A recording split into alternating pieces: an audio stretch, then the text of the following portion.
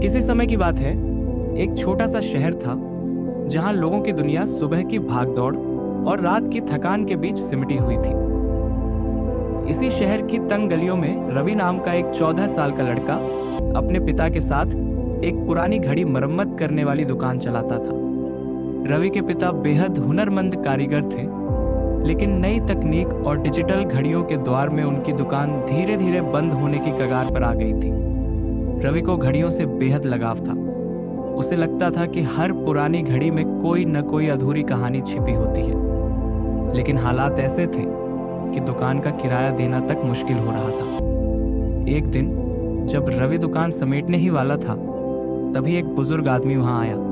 उसके हाथ में एक पुरानी जंग लगी जेब घड़ी थी। उसने रवि के पिता से कहा, यह घड़ी मेरे दादा की निशानी है, इसे ठीक कर सकते हो? रवि ने घड़ी को गौर से देखा। वह सच में बहुत पुरानी थी। सुइयां रुकी हुई, डायल धुंधला, लेकिन अंदर कुछ खास था। रवि के पिता ने सिर हिलाया। यह बहुत पुरानी हो चुकी है, शायद ठीक ना हो पाए। पर रवि ने बुजुर्ग की उदास आंखों में कुछ ऐसा देखा जिसने उसे कोशिश करने पर मजबूर कर दिया।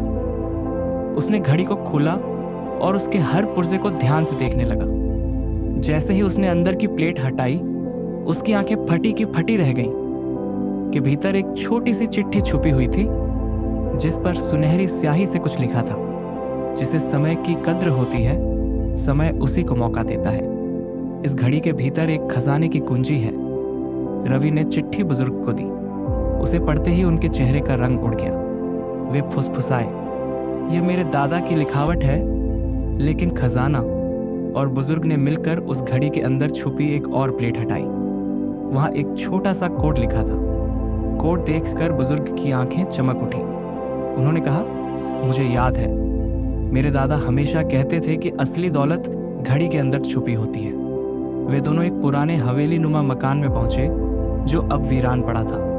वहां दीवार पर एक पुरानी तिजोरी थी, जिस पर वही कोड अंकित था।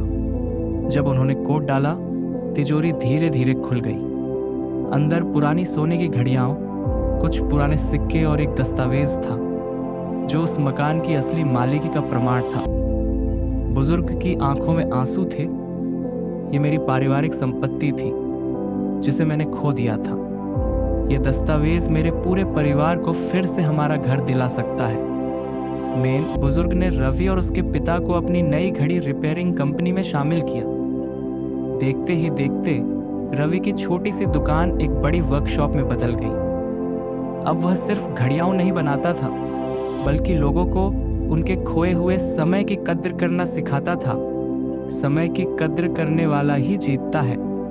कभी कभी पुरानी चीजों में छिपे रहस्य हमारे भविष्य को बदल सकते हैं। तो अगली बार जब कोई पुरानी घड़ी आपके हाथ लगे, उसे बेकार मत समझना। क्या पता उसमें भी कोई अधूरी कहानी छुपी हो।